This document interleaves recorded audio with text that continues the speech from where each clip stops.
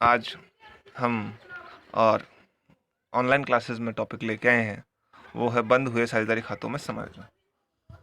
ये बिंदु थोड़ा सा अलग है और इसे तैयार कर कर आप तक पहुंचाने में लंबा वक्त लगा। इसमें कुछ तकनीकी कारण रहे, तो उन सब के लिए रिग्रेट फील करते हैं और थोड़ा सा आपको इस टॉपिक के बारे में बात करते हैं आगे। बंद हुए साझेदारी खातों में समायोजन। कई बार साझेदारी फर्म की पुस्तकों को बंद करने के बाद ये ज्ञात होता है कि खातों में कोई गलती रह गई है या साझेदारी संलेख में दी गई शर्तों का पूरी तरीके से पालन नहीं हुआ है। देखो क्या होता है, जब हम पार्टनरशिप को पूरा कर चुके होते हैं और साल के अंत में उसका बैलेंस शीट, P&L और ट्रेडिंग अकाउंट बना चुके होते हैं, उसके बाद में हमें पता लगता है कि कुछ चीज़ें हैं जो छूट गई हैं।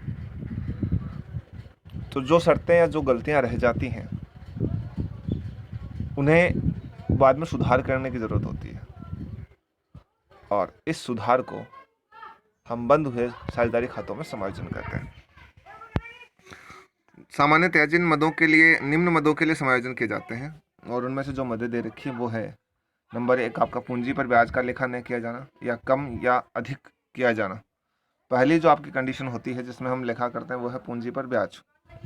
पूंजी पर ब्याज का लेखा न किया जाना, यानी पूंजी पर ब्याज हमने दिया नहीं, दिया है तो कम दिया है या ज़्यादा दे दिया। उसके बाद में आता है आहरण पर ब्याज का लेखा न किया जाना, यानी हमने आहरण पर ब्याज नहीं लिया, और नहीं लिया या कम लिया या फिर उसे भूल गए, तो वो हो गया। उसके बाद में साझेदारों को पारिश्रमिक का लेखा न किया जाना, यानी साझेदारों को जो हम पारिश्रमिक देने वाले होते हैं, उन्हें जो वेतन, बोनस, कमीशन देते हैं, वो उन्हें नहीं दिया है। गलत लाभ अनुपात में लाभों का विभाजन, यानी जिस अनुपात में हमें लाभों को बांटना था हमने उसमें नहीं बांटकर किसी और अनुपात में लाभों को बांट दिया है।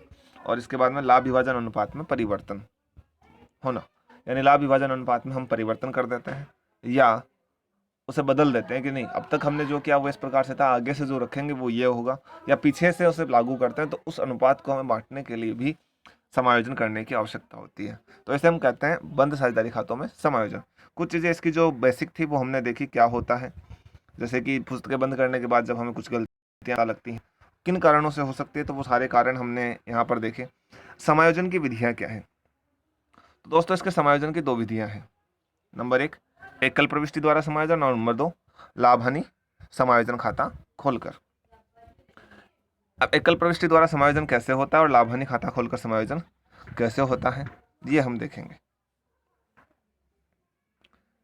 एकल प्रविष्टि द्वारा समायोजन, इस विधि में जो साझेदार को देना है उनके खाते में CR और जो राशि उनसे लेनी है उससे खाते में DR करके एक विश्लेषण तालिका तैयार की जाती है। अंत में शुद्ध प्रभाव के आधार पर समायोजन प्रविष्टि कर दी जाती है, यानी कि हम एक टेबल तैयार करते हैं, एक सारणी बनाते हैं, और उसी सारणी के आधार पर जो अगर पार्टनर को लेना है तो उसे उस पार्टनर के खाते में डेबिट कर देते हैं, जो पार्टनर को देना होता है उसे पार्टनर के खाते में क्रेडिट कर देते हैं, और इससे जो तालिका तैयार होती है उसमें जो लास्ट में जो शुद्ध प्रभाव बचता है उस शुद्ध प्रभाव को हम ट्रांसफ़र करके और इसे कैलकुलेट कर लेते हैं, यानी जो उनको देना है उनके खाते में CR कर देते हैं, जो साझेदारों से लेना होता है उसे DR कर देते हैं, और लास्ट में जो औसत या जो नेट जो इफेक्ट पड़ता है इसका उसे हम कैलकुलेट करके उसी के आधार पर एंट्री करते हैं। और एंट्री क्या करेंगे, गेनिंग पार्टनर कैपिटल अकाउंट या टू सेक्रीफाइसिंग पार्टनर कैपिटल, यानी जिसे ज़्यादा राशि मिली है उसे डेबिट कर देंगे और जिसे कम राशि मिली उसे क्रेडिट कर देंगे।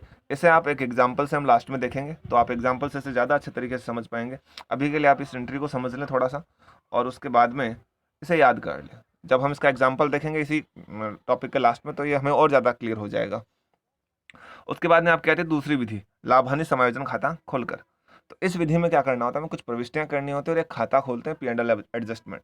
ये P&L एप्रोप्रिएशन की तरह ही होता है, लेकिन फ़र्क इतना है कि ये खाते बंद होने के बाद में खोला जाता है और ये केवल समायोजन के उद्देश्य से खोला जाता है। तो इसमें कुछ प्रविष्टियाँ की जाती हैं, जिनमें प्रविष्टियाँ निम्न है, जैसे कि पार्टनर्स को हमें वेतन, बोनस, कमीशन देना है तो हम क्या करेंगे, P&L adjustment account DR। Partners को अगर वेतन, बोनस, कमीशन आदि की छूट दी जाने पर हम करते हैं P&L adjustment account DR to partner capital या करंट अकाउंट। आहरण के लिए हम इसको उल्टा कर देते हैं, पार्टनर कैपिटल और current account DR to P&L adjustment. Last में जो भी P&L एडजस्टमेंट अकाउंट बनते हैं तो उसमें जो भी लाभ या हानि होती है तो उसे हम बांट देते हैं। तो लाभ होता है तो उसे बांटने के लिए हम प्रविष्टि करते हैं P&L adjustment account DR to partner capital, और हानि होती है तो इसकी उल्टी प्रविष्टि हम कर देते हैं। इसका प्रारूप निम्न प्रकार है। P&L profit and loss adjustment account for the year ended.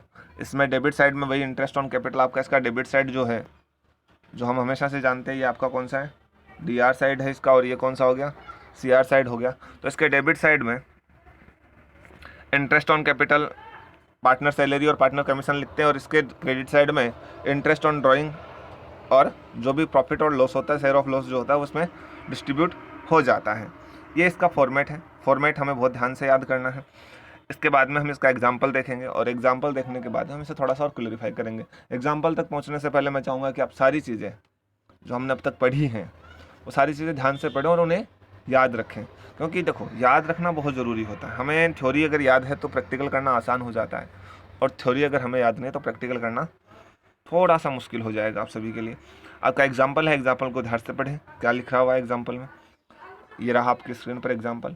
R, S और T एक फर्म में साझेदार हैं जो कि 3:2:1 में लाभ हानि बांटते हैं। उनके पूंजी खातों के शेष 31 मार्च 2017 को आहरण तथा लाभ का समायोजन करने के पश्चात 1,15,000 R के हैं, S के 17,000 रुपये और T के 42,000 रुपये। इसका मतलब एक चीज़ साफ है, हमें जो बैलेंस दिया गया है वो बैलेंस दिया गया कब का है, 31 मार्च 2017 का, यानी अंतिम पूंजी, ये ध्यान रखना। और कितना कितना बैलेंस दिया गया, 1,15,000, 17,000 और 42,000।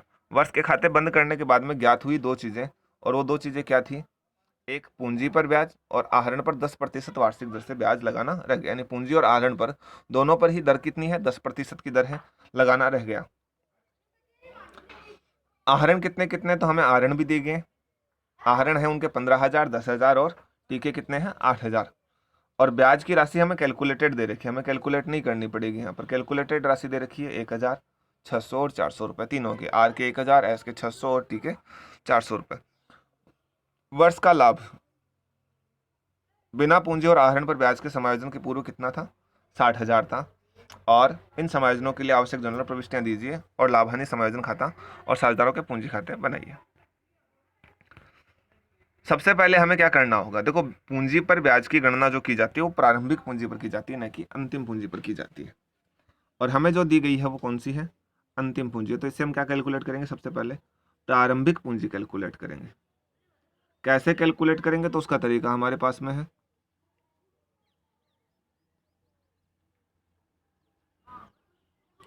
क्या तरीका हमारे पास में है, दैट्स वाई अपन चलते हैं। क्लोजिंग कैपिटल मैंने लिख दी यहाँ पे 1,15,000, 70,000 और 42,000। ऐड करेंगे क्या, ड्राइंग्स कितनी दे रखी थी, 15,000, 10,000 और 8,000, टोटल कितना हो गया, 1,30,000, 80,000 और 50,000। और प्रॉफिट जो होता है साल के लास्ट का वो हम इसमें से लेस करेंगे। ये मैंने इंटरेस्ट ऑन कैपिटल की जब अपन ने बात करी थी तब भी मैंने बताया था कि आपको ओपनिंग कैपिटल कैसे कैलकुलेट कर सकते हैं। तो पिछले वाले नोट्स में जाकर और पिछले वाले वीडियोज़ में जाकर भी आप उसको देख सकते हैं। वही सारी चीज़ हमने यहाँ पे दोहराई और इसके बाद में हमारे पास में ओपनिंग कैपिटल आ जाती है। जो ओपनिंग कैपिटल आई, उस ओपनिंग कैपिटल पर जो ब्याज होता है वो ब्याज हमारा कितना होगा, तो 1,00,000 का 10% 10,000, 60,000 का 10% 6,000 और 40,000 का 10% 4,000 हमारे पास आ गया, इंटरेस्ट ऑन कैपिटल आ गया। अब इसी को हम लेकर आगे बढ़ते हैं। एंट्रियां कैसे करेंगे, तो देखो जो इंटरेस्ट मैंने ऊपर कैलकुलेट किया उसके लिए मैं एंट्री करूंगा, तो एंट्री मैंने आपको बताई। इंटरेस्ट के लिए अपनी एंट्री क्या होती है, P&L एडजस्टमेंट DR हो जाता है, और पार्टनर क्या हो जाएंगे, CR हो जाएंगे इसमें। तो मैंने क्या कर दिया, पार्टनर को CR कर दिया, और एक एंट्री मैंने ये बना दी आपकी, कितने से, 20,000 रुपये से। P&L adjustment account DR to R to S और टू टीज कैपिटल। ये P जो लिखा गया बाय फॉल्ट हो गया, तो यहाँ करोगे आप टीज कैपिटल, ठीक है। और इसके बाद में आगे बढ़ते हैं तो हम इंटरेस्ट ऑन ड्राइंग्स की बात करते हैं। इंटरेस्ट ऑन ड्राइंग की प्रविष्टि जो होती है ऊपर वाली की जस्ट अपोजिट हो जाती है, इंटरेस्ट ऑन ड्राइंग की एंट्री है। और उसके बाद में जो भी लाभ और हानि होता है उसे हम बांट देते हैं। 18,000 का हमारा लॉस हुआ और उस लॉस को हमने RST में बांटा। बोले सर लॉस का पता कैसे चलता है, तो लॉस का पता करने के लिए देखो सीधा सा एक फॉर्मूला तो है कि 20,000 में से 2,000 घटा दो, क्योंकि 20 हमारे में P&L एडजस्टमेंट डेबिट हो रहा है और 2,000 से क्रेडिट हो रहा है। तो P&L एडजस्टमेंट का डिफरेंस कितना आया, 18,000 का आया, जिसको मैंने रेशियो जो मुझे दिया हुआ था क्वेश्चन में, रेशियो मुझे क्या दिया हुआ था क्वेश्चन में, तो मैं क्वेश्चन में चलता हूँ। मुझे रेशियो दिया गया था 3:1 का अनुपात, और 3:2:1 का जो अनुपात दिया गया था उसी अनुपात में मैंने इसको बांट दिया। यहाँ पर 18,000 को 3:2:1 के अनुपात में बांटता हूँ तो 9,000, 6,000 और 3,000 मेरे पास में आते हैं। ये मेरा P&L एडजस्टमेंट अकाउंट है। इस अकाउंट को मैं बनाकर भी पता कर सकता हूँ कि मुझे लॉस कितना हुआ। तो मुझे देखो यहाँ पे मैंने इंटरेस्ट ऑन कैपिटल लिख दिया 20,000 का, इधर मैंने इंटरेस्ट ऑन ड्राइंग लिखा 2,000 का, और जो मेरा डिफरेंस आया बैलेंसिंग फिगर से 18,000 वो मैंने तीनों में बांट दिया और इस अकाउंट का टोटल जो है मैंने क्या कर दिया 20,000 दोनों साइड से बराबर कर दिया। अब इसी को आप जो कैपिटल अकाउंट है उसमें ट्रांसफ़र करके आप पार्टनर कैपिटल अकाउंट बना सकते हो, उसमें कोई दो राय नहीं है, पार्टनर कैपिटल बना सकते हो इसी में। अब इसी प्रश्न को हम दूसरे मेथड, जो पहला मेथड था हमारा, उससे सॉल्व करते हैं एकल प्रविष्टि विधि से। देखो दोस्तों, एकल प्रविष्टि विधि में जो सारणी बनाई जाती है वो कुछ इस प्रकार की सारणी होती है।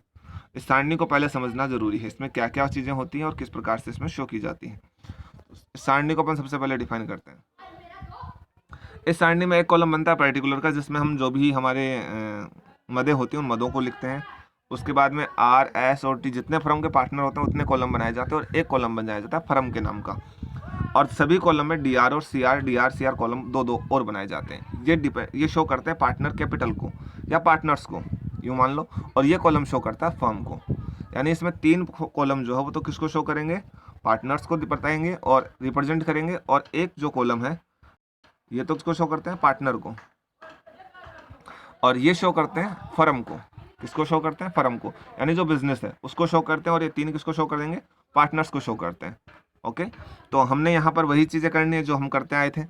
सबसे पहले मैं यहाँ पर आपको ये बता देता हूँ, इंटरेस्ट ऑन कैपिटल मुझे देना था, तो इंटरेस्ट ऑन कैपिटल पार्टनर को कौन से साइड में दिया जाता है, सीआर साइड में हमेशा। तो मैंने पार्टनर के सीआर में लिख दिया। तो जो पार्टनर के सीआर में जाएगा फर्म के कौन सी साइड में चला जाएगा, डीआर में चला जाएगा। ऐसे ही ठीक इंटरेस्ट ऑन ड्राइंग्स जो होता है वो पार्टनर को हमेशा दिया जाता है डीआर में, क्योंकि उनके लिए लॉस है। तो ये मैंने इनके डीआर में दे दिया। तो फर्म के किस में चला जाएगा, ये सीआर में। इसके बाद में आगे अपन इसी टॉप चीज़ पे आगे बढ़ेंगे तो हमारे पास में जो चीज़ आएगी वो है लॉस। लॉस का कैसे पता चला, तो मैंने क्या किया, यहाँ तक मेरे पास में 2 ही चीज़ें थी, इंटरेस्ट ऑन कैपिटल और इंटरेस्ट ऑन ड्रॉइंग, दोनों मैंने दे दी पार्टनर को। इसके बाद में मैं क्या करता हूँ, इसके बाद में मैं डिफरेंस कैलकुलेट करता हूँ। किसका, केवल फर्म वाले कॉलम का। मुझे जो डिफरेंस कैलकुलेट करना है फर्म वाले कॉलम का कैलकुलेट करना। तो फर्म वाले कॉलम में एक साइड 20,000 है और एक साइड 2,000, तो डिफरेंस 2,000 वाले में कितना आ गया, 18,000 आ गया। ये फर्म की कौन सी साइड, आप ध्यान से देखेंगे तो ये फर्म की सीआर साइड, और यहाँ रेड अक्षरों में डिनोट किया गया इसको। तो पार्टनर्स में इस 18,000 को पार्टनर के कौन से साइड में बांटोगे आप, पार्टनर को दोगे आप डीआर साइड में। कौन से रेशो में, तो 3:1 में आप इसको पार्टनर में बांट दोगे। इसके बाद में सारे कॉलम्स का टोटल कर लोगे, तो इसमें फर्म में जो कॉलम है वो तो बराबर होगा हमेशा। यहाँ एक आर का कॉलम भी क्या आ रहा है, इक्वल आ रहा है। अब इसमें देखना होगा हमें डिफरेंस में, ये देखो एस का जो कॉलम है इसमें 6,600 एक साइड आ रहे हैं और 6,000 एक साइड आ रहे हैं, मतलब 600 रुपये डीआर में ज़्यादा है। और दूसरे वाले में 3,400 और 4,000 है टी में। तो ये कहाँ ज़्यादा हो गए, ये 600 रुपये सी आर में ज़्यादा हो गए। तो मुझे इसी को लेकर एंट्री बनानी है, जो डी आर है उसे डी आर कर दो और जो सी आर है उसे सी आर कर देंगे अपन। तो मैं करूँगा S capital account D R to T's capital account, कितने से, 600 रुपये से। ये 600 रुपये से एस ज़्यादा था और टी 600 रुपये से कम था, तो मैंने उसको दे दिया। ठीक है, और इसी के साथ में सिंगल एंट्री भी समाप्त हो जाती है और ये पार्टनर कैपिटल अकाउंट में लिखे चले जाते हैं और वहाँ से वो एडजस्टमेंट कंप्लीट हो जाता है। सबसे इम्पोर्टेंट चीज़ जो है, हम लोग